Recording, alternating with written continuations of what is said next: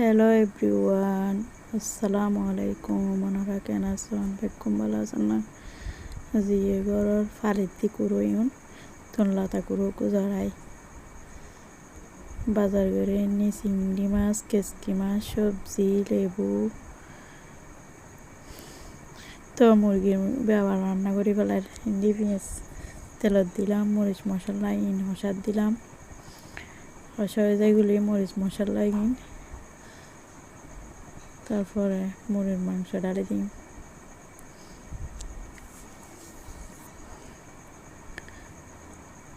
মরিচ মশলা হস হয়ে গিয়ে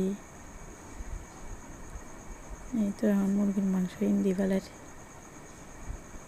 দেওয়া শেষ। তারপরে একটু লাড়ি দিই।